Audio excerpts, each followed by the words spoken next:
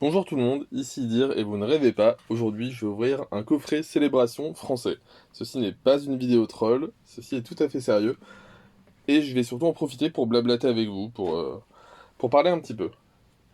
Alors, déjà désolé pour l'absence ces derniers temps, ça a été compliqué de mon côté sur le plan personnel, et ouais, c'était plus trop ma priorité de faire des vidéos, du coup, hein, j'étais...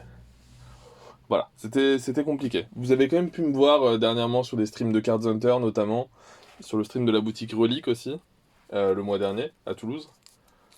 Voilà, je vais essayer de reprendre. Ça va un peu mieux dans ma vie perso actuellement, donc je vais essayer de reprendre. Ça, c'était pour un premier point. Ensuite, on peut parler un peu de célébration. Moi, je vais commencer à ouvrir, hein. Je vais pas ouvrir les boosters style de combat, je vais ouvrir uniquement les célébrations. Concernant célébration, pourquoi je me retrouve là à ouvrir du français devant vous? Parce que je trouve que pour une fois, les choses ont été mieux faites en français slash anglais qu'en japonais. C'est pas que ça a été mieux fait, mais enfin, chacun a fait son choix, on va dire. Pokémon Company International a fait son choix, Pokémon Company Japon a fait son choix. Pour ceux qui savent pas, dans la série japonaise, les cartes reprint sont dans des boosters à part, dans des boosters promo à part. Dans la display, donc dans les boosters normaux, il y a que la série normale, avec que les nouvelles cartes. Ce qui pour moi a assez peu d'intérêt en fait, parce que la série est minuscule et on a très vite fait le tour. Et les boosters promo à part, donc il y a des boosters promo de une carte, euh, reprint garantie, ça tue le suspense aussi. Enfin, on sait qu'il y a une reprint. Bon, alors après, une reprint, ça peut être tout et n'importe quoi. Enfin, ça peut être un Octalistar, comme ça peut être un Kaorin, ok, mais je sais pas, le fait d'avoir les deux séries dans un même booster, et sans garantie, ça apporte du suspense, quoi. Ça apporte. Je sais pas, je trouve ça beaucoup plus intéressant à ouvrir en français, slash anglais, mais bon, vu qu'on est en France, j'arrive à en trouver un petit peu en magasin, vraiment un petit peu. Coffret Zacian qui vient du Cultura de chez Sego, d'ailleurs, dédicace. Donc, on va s'ouvrir ces quatre petits boosters. Je peux déjà vous montrer à la limite ce que j'ai déjà pioché. J'ai ouvert au total pour l'instant 30 boosters, 10 sur le stream de Cards Hunter il y a 3 jours, et 20 que j'ai trouvé le jour de la sortie. Et au niveau des reprints, on a eu ceci. Ceci, ça fait trop bizarre à voir en français. Vraiment trop bizarre à voir en français. Magikarp brillant. Mélo. Deux Groudon. Un Karchakroc. Deux Reshiram, pardon. Et je l'ai même eu 3 fois en fait, mais j'ai pu l'échanger. J'ai pu l'échanger contre celui-ci justement, que j'ai pas pioché. Voilà, donc 12 reprints en 30 boosters, ça fait 1 tous les 2,5 boosters, et ça a l'air d'être le ratio en fait. Ça a l'air vraiment d'être le ratio sur les échantillons qu'on a pu voir, ça a l'air d'être ça quoi. Alors, je peux vous montrer aussi quand même, vu que j'ai eu la chance d'ouvrir une ETB chez Cards Hunter. Hop. Le Amphinobistar qui rend vraiment bien, je trouve. C'est un artwork de Fukuda, ça respecte vraiment les codes des stars. On a la courbure ici de son truc là, qui a l'air de reprendre le nombre d'or, hein. SO Master. On n'en a pas parlé de ça, on n'en a pas parlé avec lui. Mais ouais, ça a l'air de reprendre le nombre d'or que Fukuda adore particulièrement. On est parti pour le premier booster. D'ailleurs, j'ai parlé de où vous avez pu me voir dernièrement, donc sur les streams de Relic et de Card Hunter. Normalement, prochainement, vous me verrez sur une vidéo de Homer Kun. Voilà. Reshiram. Horrible Palkia. Pas de reprint. On a Zekrom et... Enfin, Lunala. Ok. Donc le premier booster, vraiment pas terrible. On enchaîne sur le deuxième. Je vais pas faire traîner les choses, hein. J'ai parlé de ce dont je voulais parler, je pense.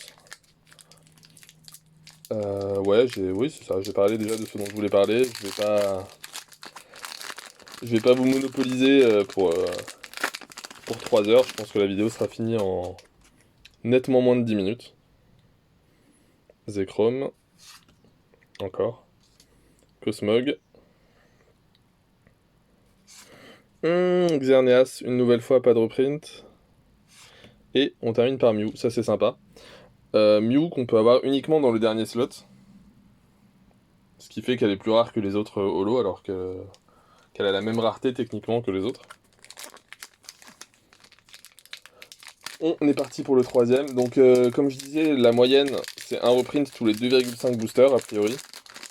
Donc ce serait bien d'en avoir en 4 boosters, 1 ce serait normal entre guillemets et 2 ce serait bien. Techniquement il faudrait 5 boosters pour en avoir 2. On peut espérer. Lugia. Cosmovroom. Aïe aïe aïe. Ah non, merde. Oh, incroyable! Incroyable. Bah c'est mon premier starter. J'avais pas encore pioché ni Florizard, ni Tortank, ni Dracofeu. Donc trop cool. Ok, nice. Quel plaisir. Donc, vous voyez que les cartes sont texturées, hein, vous voyez les cercles. Vraiment cool. Oh putain, je suis désolé, je viens de sortir. Je viens de rentrer chez moi, je me suis pas lavé. Je suis dégueulasse. Mon ongle est dégueulasse. Désolé pour ça. Ok, bah trop bien en tout cas. Hop, Tortank, on va le... Je vais le sliver déjà. Je vais le sliver. Est-ce que j'ai mes sleeves quelque part ici? Bien sûr que j'ai mes sleeves quelque part ici. Hop. Ah, trop bien, trop bien, trop bien. Et puis j'ai pas parlé du coup des recherches professorales, enfin de la carte du professeur Chen, du coup que j'adore. Vraiment l'idée est trop bien d'utiliser la carte comme décor. Donc ouais, il utilise la carte comme si c'était une table quoi. Trop stylé.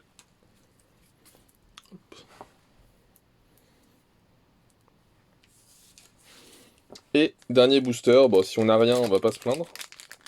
Le Tortank suffit à rendre le coffret vraiment cool.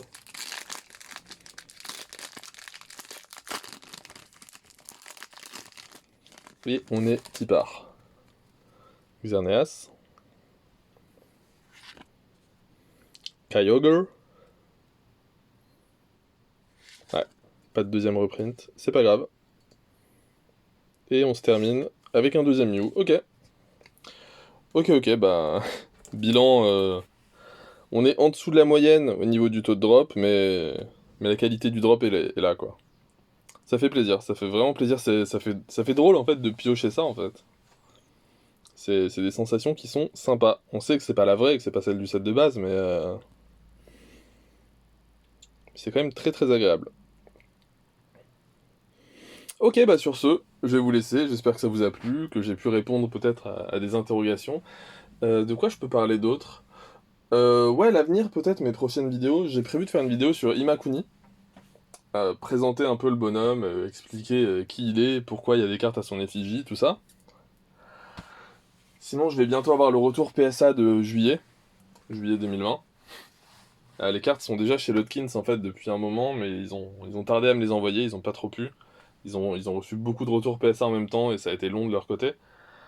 Ouais, donc je ferai une vidéo à ce niveau-là, peut-être un live même. Et quasi toutes mes cartes seront dispo à la vente, donc j'ai déjà une liste, je la mettrai dans la description de la vidéo, j'ai la liste des cartes. Si jamais certains sont intéressés, vous pouvez me contacter. Voilà, sur ce, je vous dis au revoir, salut!